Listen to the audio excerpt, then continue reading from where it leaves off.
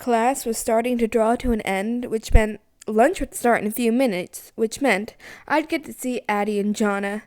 Thank God I could leave these people. The bell rang, and I let the rest of the kids leave. I left when they were all gone and found my way to the cafeteria. I bumped into a few people on the way who weren't too pleased with it. I ignored their insults and kept on. I saw Addie and Jonna at the cafeteria doors waiting for me. I smiled and walked to them. They greeted me with happy hellos, and so did I. Addie cheered and I giggled. Addie is a perky girl with a flamboyant personality. Sometimes she doesn't act her age, but she's still a good friend.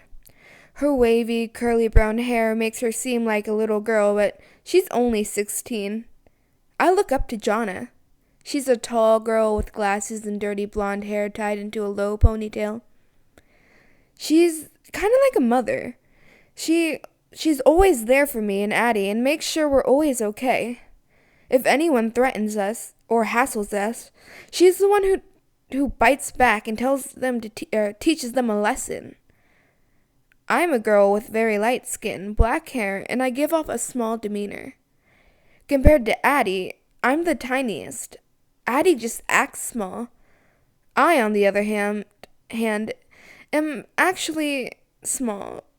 I'm very secluded and shy. That's why Jonna worries for me more, because I'm easy to hurt. Please, if she could see what goes on in my mind, she would see that I'm capable of doing some hurting on my own. We walk into the cafeteria together and get in line to grab our food. The food is okay. It's not the best, but it's decent. In elementary school, it was awesome. I used to be pretty plump, but when middle school started, I stopped eating altogether. The middle school food sucked. I wouldn't touch the stuff, even if somebody tortured me. I became smaller when I didn't eat at school. My mom offered me to make me lunches, but I kept refusing. Once high school started, I ate a little more because the food got better, but not as good as elementary's was. I got some of my plumpness back, so I'm average now. All that matters is that I'm finally eating again. We get our food and take a seat somewhere near the back. Addie and Jonna know I don't like being in the center of a huge room. They know I'll panic, so they've learned to sit in the back with me now. I feel like it's a bother to them, but they never show anything to let me sense if they don't like it. I'm sure they would be at least somewhere near the center of the room. There's barely anyone in the back. I'm holding them back from meeting new people, but then again, by the time the first semester ends, we'll hate everyone. Still, I hold them back. I feel guilty for it. Ellie? Jonna asked in a soothing voice. Are you all right? You look down. Damn, I let my guard down. Now I'll have to explain. I can't lie, she'll see right through it. She always does. That's just how good she is. I was about to explain when I saw Addie squeal and look at her phone. Jonna and I looked at her surprised on why she was suddenly so excited. She looked at us with gleaming eyes and said, I got a new update on the news. Me and Jonna frowned and she pouted. What? What? She asked. Since when are you so into the news? Jonna asked, unamused. Addie smiled and said, because recently there's been killings around town. I'm super curious of who's behind the whole thing. I just got the report on a man named Jeremy Miles who was killed last night. It said the police found his body. It says, police found the body of Jeremy around 7 p.m. last night. They won't give any details on the scene, but all they say is that it's gruesome. There's been so many killings, it's like a thing now with the town. I overheard my dad saying that his buddies at work were actually betting on when the next kill will be. I guess Roger will be getting his $30 today. She didn't say any more as she kept reading more of the updates. It worries me that she's interested in this kind of stuff, but then again, she's a little strange. She goes through weird phases.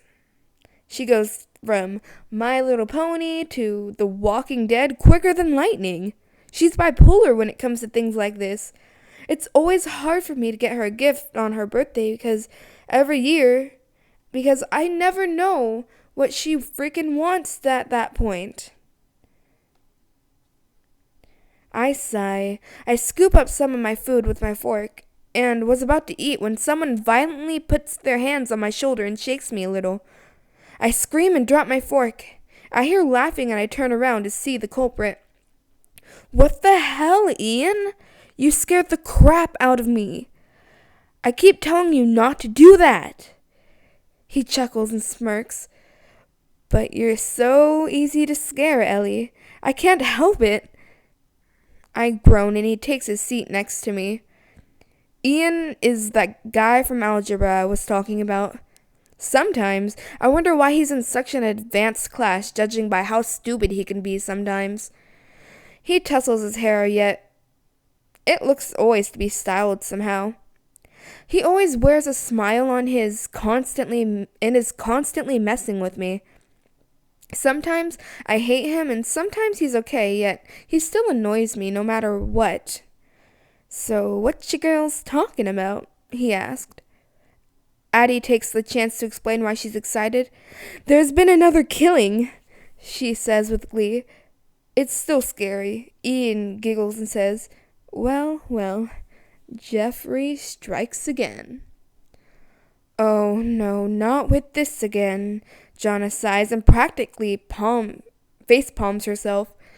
He laughs and teases, What? Afraid of if little Jeff is going to get you tonight? Aw, poor baby.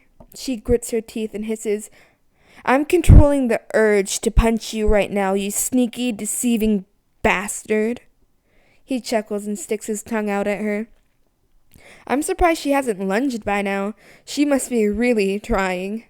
I look at him and say, You know, Jeff is just a scary story spread around the school to freak everyone out. He isn't real. It's not possible to burn your eyelids and cut your face into a smile without going into shock. It's physically impossible, unless you have the ability not to feel pain. But the feeling would still be there. Also, I don't think surviving a burn like that is possible either.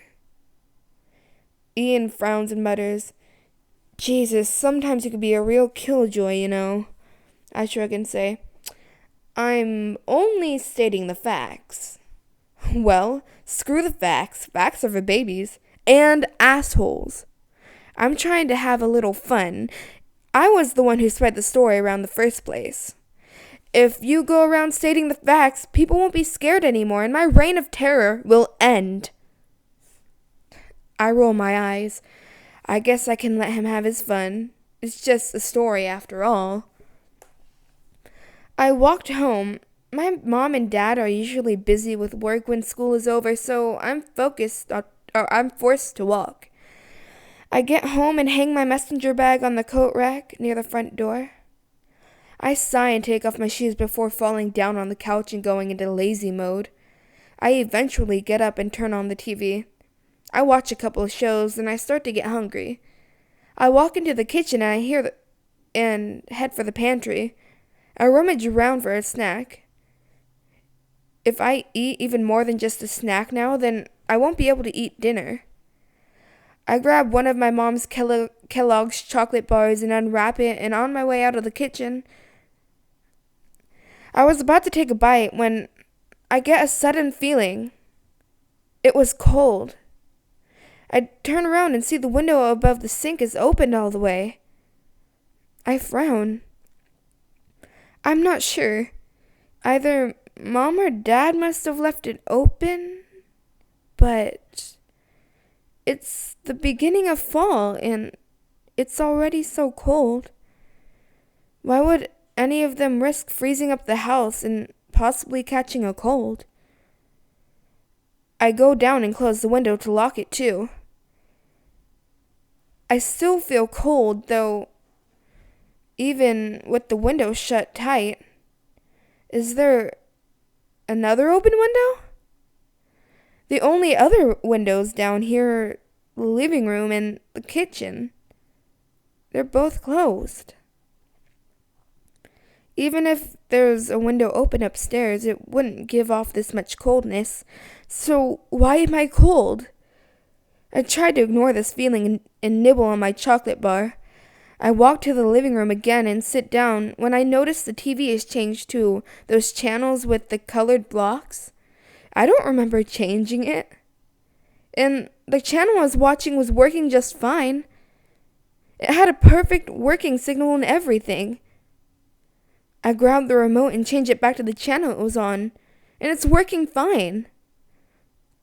Why was it changed? I felt even more cold and I felt uncomfortable now. I was starting to panic. I pulled out my phone and I called Jonna. She can calm me down. It rang for 4 times until I heard a sweet voice. "Hello?" she said. I breathed and I told her that I was panicking. She immediately took action and talked to me. I started feeling better with every word she said. Eventually I was calm again and I relaxed. "Better now?" she asked. I hummed yes and she said, "Good. I'm glad I could help."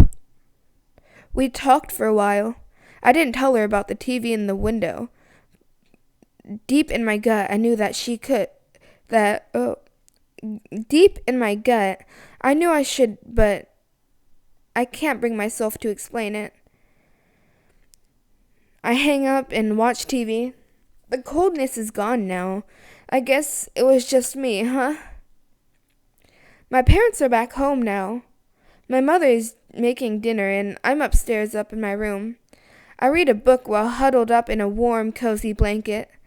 This is my paradise. Unlike other kids who'd rather go to the beach and live in places like Hawaii, LA, or Vegas. I don't ask for much because I find it rude. My dad says it's all right to ask for a lot, but I never listen to him. That's why I don't have a TV of my own in my room. Just books and a little laptop.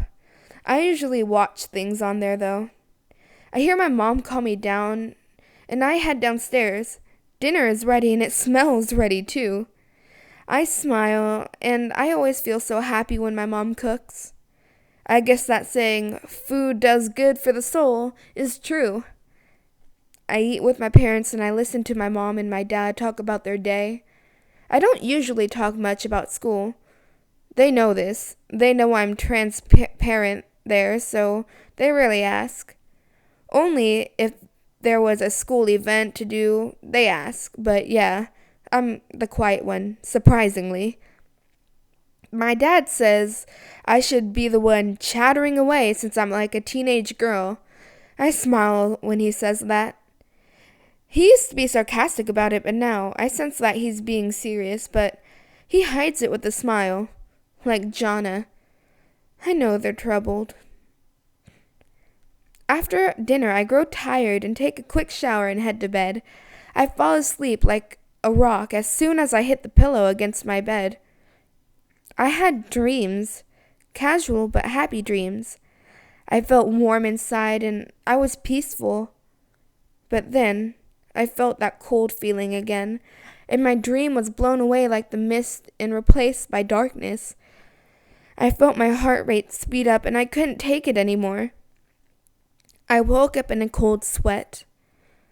I was facing the wall, my back turned to the rest of my room. I panted and wheezed. That's never happened before.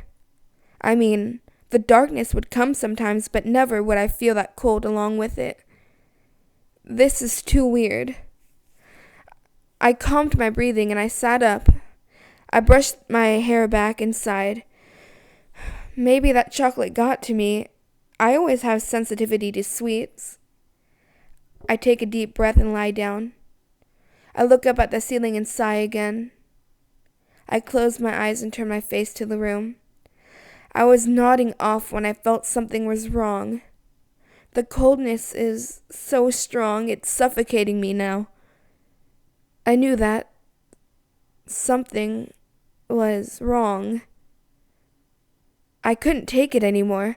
I opened my eyes. It was dark in my room, and the only glint of moonlight shone through the curtains of my window. Even though it wasn't enough, I could see what set me on the edge. Or, in the correct term, who set me on the edge. Dangerously close to my face, nearly touching it, was another face. It was pale white. The skin stood out in the dark light. The dark like a light. The eyes seemed to glow with a whitish haze, and around the eyes was a border of black. And its hair was jet black, darker than mine, and messy. The eyes and skin were okay. What got me was the smile. It was wide, practical. I could see the and naturally. It was just horrifying. Absolutely horrifying. I wanted to scream and hide under the covers, but of course, this person has already seen me. So it would be no use. I just lied there, staring back at it with wide eyes, wider than the person has. Finally, the silence was broken when he said 3 words that made him sound mad.